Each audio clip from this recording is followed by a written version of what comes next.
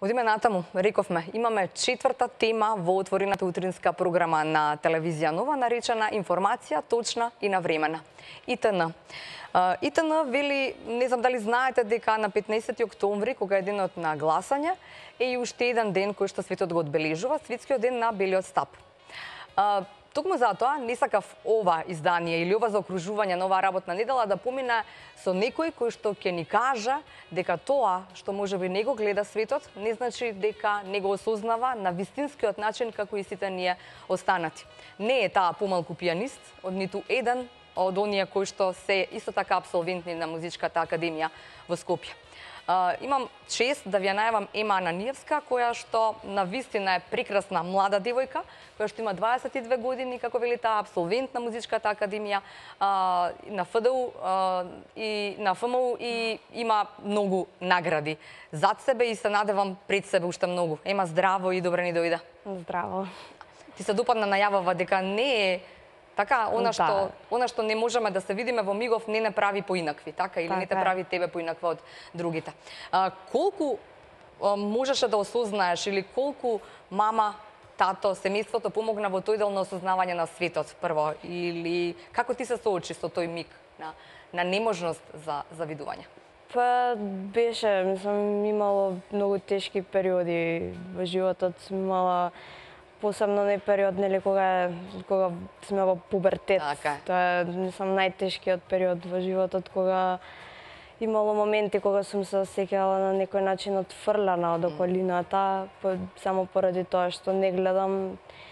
Меѓутоа, ете, благодарение на моето семејство и на поддршката од најблиските, сум успела да го надменам тој период и сега веќе од оваа дистанца сваќам дека тоа можеби тоа чувство што сум го имала и таа некоја задршка од луѓето која што ја имала и ја има и денеска не е злонамерна, едноставно луѓето не знаат како да се однесуваат. Нормално училиште учеше така, се беше нормално, се беше така, со ред. Имаше некој проблем, имаше попусти ке професорите или се требаше да се научи за да се знае, се за да се има петка? Немало никакви попусти, како и со сите други деца. Така е. Пријатели, колку имаш пријатели? Па имам многу. Многу, да. И вистински меѓу нив, Ема?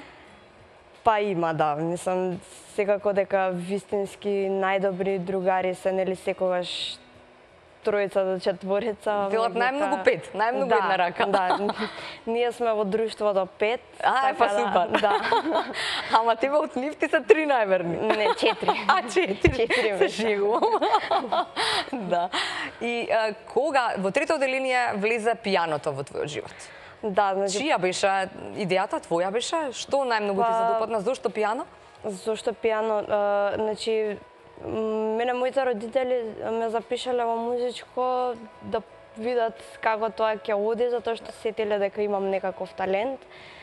Јас искрено бев тогаш многу мала и не знаев што ми се случува, едноставно решиле мама и тато да пробам, ајде ќе пробам, не е проблем. Меѓутоа, мене пијаното ми беше некако, не знам, умилен инструмент, а и ми беше единствен инструмент што имав представа како изгледа и наверојатно тоа беше пресудно да одлучам да свирам пијано. Да. И колку беше тешко или лесно запознавањето со пијаното во вистинска смисла на зборот, нели? Па, тешко. Секој инструмент е тежок, така, за совладување. Секоја професија си има своја тежина, не е воопшто едноставно, треба многу жртви за да се постигнат резултати, треба многу работа, многу вежбање, меѓутоа ако си има желба, се тоа не е толку тешко. Да. Која беше професорката која што ти ги покажа првите чекори во однос на пијаното? Значи, професорката Маја Поповик, што беше со мене 10 години, значи 6 години во нижо, односно основно музичко училиште, 4 години средно, е најзаслужна за сето тоа што... За сето на што сега е има, така е, да. И што ти рече таа на првиот час? Ема, сакаш пијано, ќе го засакаш да знаеш. Да, морам да кажам дека јас и на Незе, јас и бев ученик од незината прва генерација. Супер. Оној тогаш почна да работи и за Незе беше едно ново искуство, нов предизвик работата со мене, меѓутоа одлично се склопивме некако во работата и без неа колку е мој успехот, толку и нејзин. Така, пијаното веќе го имаш и дома? Не, кога тргна се или не, потоа дојде? Не, имавме синтесајзер дома, пијаното после една година, мислам дека ми го купија за роден ден. За роден ден? Да. Супер. Добро, и колку време треба вежбање за да се совладаат тие тешки дела? Па треба многу, значи јас дневно сум трошала и по 8-9 часа на пијаното. 8-9 часа на пијано? Да, дневно. Дневно? Значи, Епа, ништо спиеш и пијано, толку? Да, тоа е јадење. Јадеш спат во меѓувреме. Да. Колку твоите родители треба? Не е тоа жртва, ама нели во наводници само треба да бидат жртва, па да те носат секој ден, или како одеше? Колку пати неделно се одеше на пијано? До факултетот зборуваме сега. Одев во нижо музичко, значи 2 пати неделно одев на пијано, плюс солфеж. И плюс одев и на курс по англиски јазик. И плюс имала, добро? Да, и плюс нели училиштето, и тоа беше многу напорен период и за мене и за моите родители кои што нели постојано требаше да трчаат натаму наваму, плюс и со сестра ми која што тогаш и она беше помала, па и Незе. Па и со неа трчање? Да, и Незе, она да се носи, да се разнесува. Јас кога се запишав во средно музичко и реков на мајка ми, мама, фала Богу, се запишав во средно, и она ми вика, што, како, зашто, фала Богу, па нема да одам веќе во 2 училишта паралелно. Тоа беше. Само во едно ќе одам. Да. Да. Какво е однесувањето воопшто на децата, на твоите соученици низ годинива? Со тебе? Па, сега... Има и секакви или? Да, имало секакви ситуации, меѓутоа веќе од оваа дистанца тоа не го препишувам на, нели, се случувало и да се скараме и да се нели се случувале секакви работи, меѓутоа јас мислам дека тоа се работи кои што се случуваат на секое дете и секој треба да ги помине и тинеџерство и младост и се. Да, меѓутоа генерално јас не сум имала никаков, не знам се каков проблем со моите соученици, со моите врсници. Можам да кажам дека навистина секогаш биле тука кога ми била потребна помош, сме се дружеле најнормално. Како и секој од нас. Да. Така е, да. Тоа сакав да го слушнам. Во продолжение сакам да слушнам кога беше првиот надпревар по пијано. Првиот надпревар, мислам дека бев прва или втора година средно. Прва или втора средно, да. Ние гледаме нешто, ова е нешто од помала возрастчина. Да. Ема, слушаш? Да, ова е од вчера ваквата? Да, не, ова е по-старото на видео кое што јас го пронедов на YouTube, твое. Не, па што го слушам од овакво, мислам дека од вчера што го... Од вчера е ова? Да. Добро, значи ова новото. Да, ова е сега во март месец, значи ние што ги спомнав наградите? Не, што ги спомнав другарките мои. Другарките, добро. Друштво. 4 најверни. Да, со плюс уште неколку колеги од факултет се собравме самостојно и организиравме 2 концерти кои што беа наша иницијатива. Едниот беше овој настап кој што го гледате сега на Драмски факултет. Супер.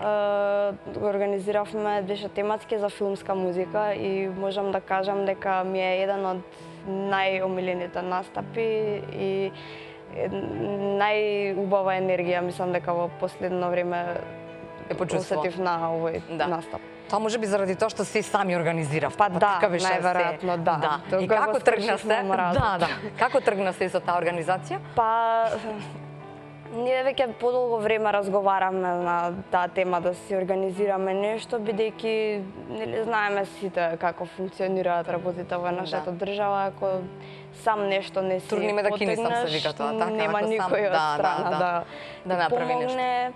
Имавме така доста тежок период на факултет, пошто немавме никаква мотивација од страна на нашите професори, немавме настапи долго време, единственото нешто за кое што се спремавме беа испитите кои што ги полагаме.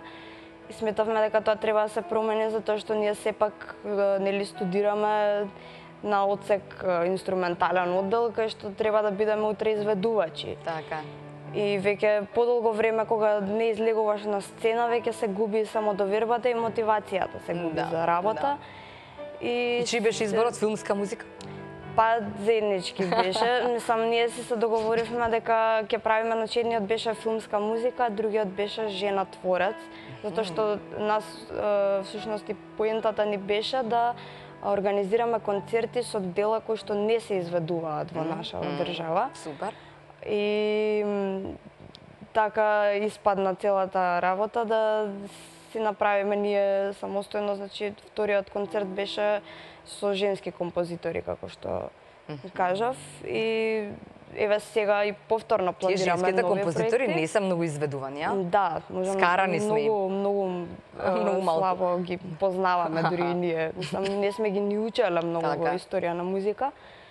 И кажете ни никој има од женските композитори? Еве ја мене никој не ми тикнува сега жена. Свирев Фани Менделсон, која што му е всушност сестра на Феликс Менделсон. Супер.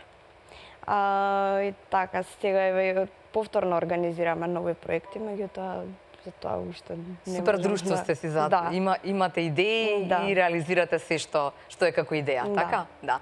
Спомена кога беше првиот всушност настап, таму застанавме, мислам дека ова е тој. Првиот јавен настап. Првиот јавен настап ми беше во четврто оделение, односно втора година нижа.